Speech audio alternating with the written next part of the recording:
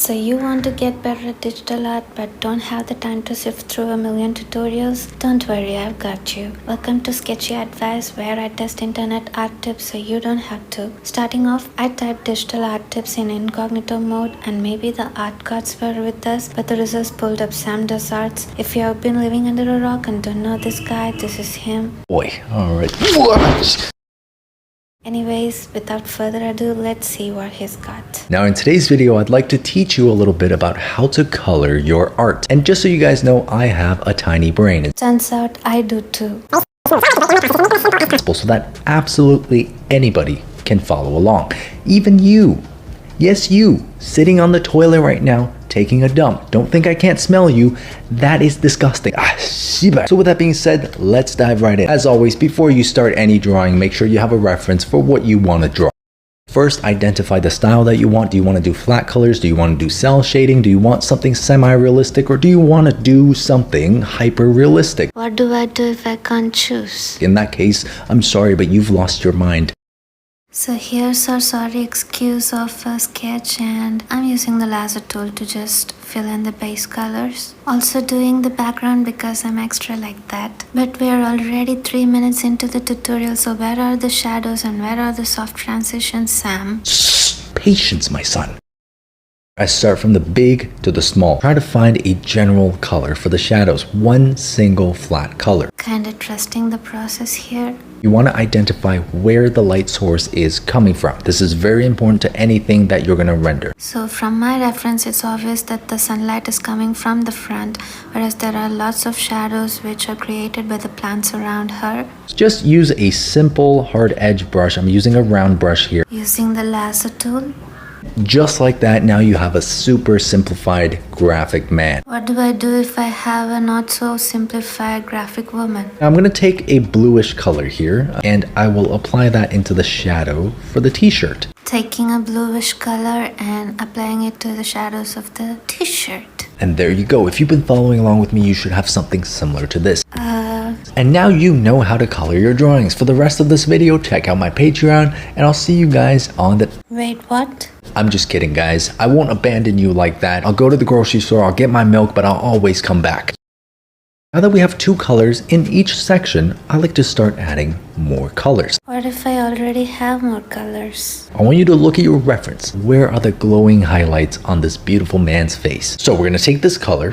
All right, we're going to shift the hue a little bit more towards the yellow. Make sure you're shifting the hue according to how you see it in your reference photo, okay? Don't always go towards the yellows. In some cases, you might be going towards the blues. In this photo, the lighter parts are yellow, so I'll be going with that. Using the lasso tool because only her cheeks and parts of her nose and jawline are lit, so it's easier to use a lasso rather than using a brush and going back to make it have sharp lines and smooth surfaces. Now we're going to select the shadow color and we're going to push it just one stop lower. Maybe move it a little bit more towards the reds. And now we're going to bring this darker color into the areas where you see more shadow. Since I already added the darker shadow, I'll just be color picking it and painting it over areas with even darker shadows. Now I want you to take a blending brush, doesn't matter what it is, just make sure it's nice and smooth. Now we're going to soften the edges that are soft and maintain the edges that are hard. We're going to blend that out, but maintain some of the hard edges that you see on the jaw. I have a hard time choosing a smudge brush,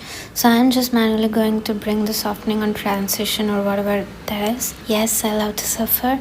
And while doing this, I just realized that I've deviated way from his methods. So you guys see, that was a very simple process. Now you can go wild. You can apply this process to almost any part of the drawings. And once you get really comfortable with this, you can start adding even more variation after the 4 colors that you've applied, right? So for example, I think I see a little bit of bounce light, a little bit of subsurface scattering on the nose. So you see these very subtle hue shifts become available to you as you start adding more complexity. And that's how you color your drawings, or at least that's how I do it. It's always worked for me, all right? Might not work for you. But he left me at just that, and I can't post this anywhere.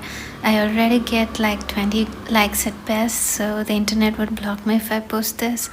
So I'm just going to use what Sam thought and what I already know to try and complete the art piece, and I'll catch you later at the end of the video.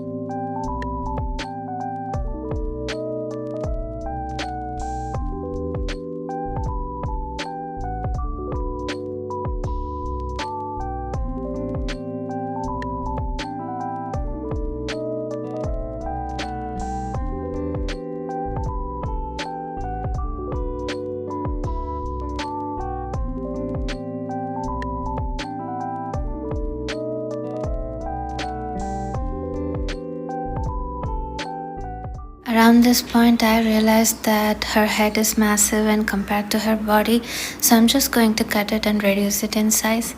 So I guess stuff like this makes us artists, doctors, or gods, or any supernatural being. I feel so much power in my puny bones.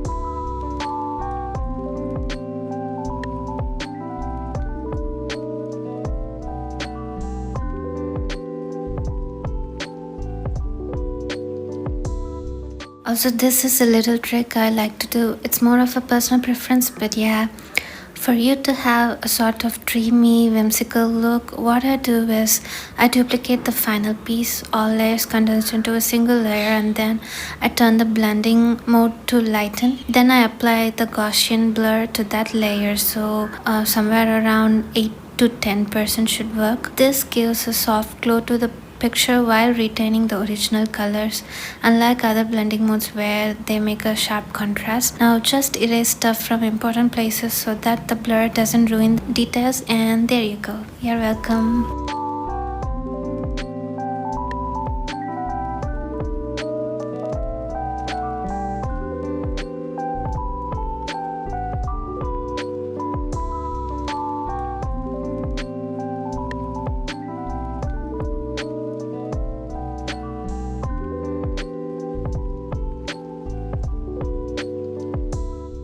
And with that, we are finished. I think the end result is actually better than I expected, but since it was a tutorial for beginners, it was a tad bit too simple and you can't really finish an entire piece with just that. But for a basic beginner tutorial, I'll rate Sam's advice a solid 8.5 out of 10, while my execution would be somewhere around 6, since there were a lot of times I didn't follow him and simply did things that I was used to. Anyways, if you liked the video, consider supporting my channel and I'll catch you on the next video. Thank you, see you later and bye.